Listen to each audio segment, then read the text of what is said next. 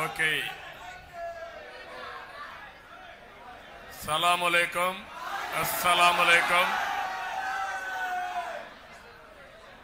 ఈరోజు ముస్లిం సోదరి సోదరమణులతో ఆత్మీయ సదస్సు పెట్టుకుంటే ఈ నెల్లూరులో మీ అభిమానం చూస్తా ఉంటే ఆకాశం అంత అభిమానం చూపించారు. నా జీవితంలో ఎప్పుడూ మరిచిపోలేను. ఇక్కడ ముస్లిం సోదరులున్నారు, ఈ పక్క ముస్లిం ఆడబిడ్డలున్నారు, ఇక్కడ పిల్లలందరూ ఉన్నారు. మిమ్మల్ని అందరినీ చూస్తే నాకు ఎంత ఆనందం ఉప్పొంగుతా ఉందంటే నా జన్మ సార్థకమని నేను మీ అందరికీ విజ్ఞప్తి చేస్తున్నా. మనందరిలో ఆశలున్నాయి, కోరికలున్నాయి, మనం బాగుపడాలనే ఆలోచన ఉంది. అందులో కూడా ఈ పిల్లల భవిష్యత్తు బంగారు భవిష్యత్తు కావాలని మా తల్లులు కోరుకుంటున్నారు. అదే మరి ప్రతి ఒక్క తండ్రి నా బిడ్డ కూడా ఆనందంగా ఉండాలని మీరు కోరుకునే పరిస్థితిలో ఉన్నారు. ముస్లిం సోదరి సోదరమంటాన్ని గుర్తొచ్చేది నమ్మకం, ధైర్యం, కష్టాన్ని నమ్ముకునే జీవించే మనస్తత్వం మీ అందరిది. ఏ ముస్లిం సోదరుడు కూడా సోదరిమణి కూడా మిగిలిన వారి కంటే సమానంగా అవసరమైతే ఎక్కువ కష్టపడి కష్టజీవులు మా ముస్లిం సోదరి సోదరిమణులని చెప్పి నేను మీకు తెలియజేస్తున్నా. అన్ని రంగాలలో మీ యొక్క ప్రాధాన్యత ఉంది.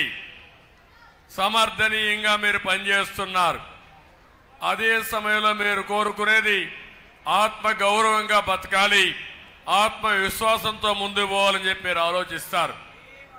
భవన నిర్మాణం దగ్గర నుంచి ఆటోమొబైల్ వరకు ఎక్కడా మీరు లేని రంగం లేదు, మీరు లేకపోతే అభివృద్ధి కూడా లేదని చెప్పి నేను మీకు తెలియజేస్తున్నా. ఏ టౌన్లో ఆటో నగరున్నా అన్ని వెహికల్స్ రిపేర్లు చేసేది మీరే చేస్తూ ఉంటారు. ఏ నగరంలో భవన నిర్మాణం ఉంటే అక్కడ మేస్త్రి దగ్గర నుంచి ఎలక్ట్రీషియన్ దగ్గర నుంచి మెజారిటీ భవన నిర్మాణ కార్మికులు మా ముస్లిం సోదరి సోదరిమణులే ఉన్నారు.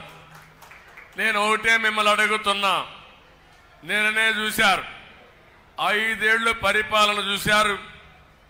అదే మరి 2014, 19 5 ఏళ్లు నా పాలన చూశారు. 95 నుంచి 2004 వరకు నేను ముఖ్యమంత్రిగా పరిపాలన చూశారు. నేను అడుగుతున్న ఒక్క విషయం, ఇక్కడ ఉండే వాళ్ళందరినీ, తెలుగుదేశం పార్టీ హయాంలో మీకు న్యాయం జరిగిందా? వైఎస్ఆర్ కాంగ్రెస్ హయాంలో న్యాయం జరిగిందా?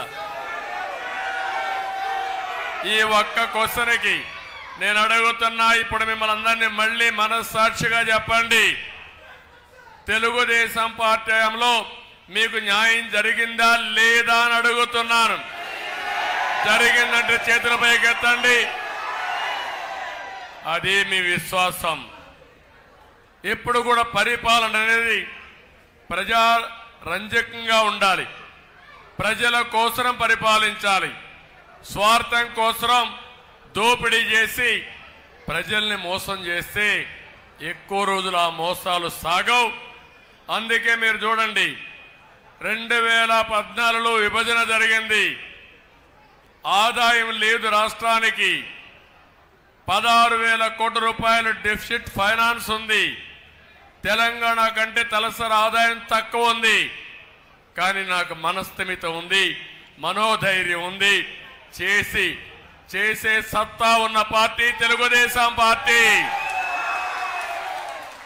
ఈరోజు హైదరాబాద్ నగరం ప్రపంచ పటంలో ఉందంటే దానికి కారణం నేను చూపించిన చొరవే. ఆ విషయం మీరు గుర్తుపెట్టుకోవాలి. హైదరాబాద్ లో ఉండే ముస్లిం సోదరులు దేశంలో ఉండే ముస్లిం సోదరుల కంటే బాగున్నారంటే ఆర్థికంగా, అది ఆ రోజు నేను వేసిన ఫౌండేషన్. ఆ విషయం కూడా మీరు గుర్తుపెట్టుకోవాల్సిన అవసరం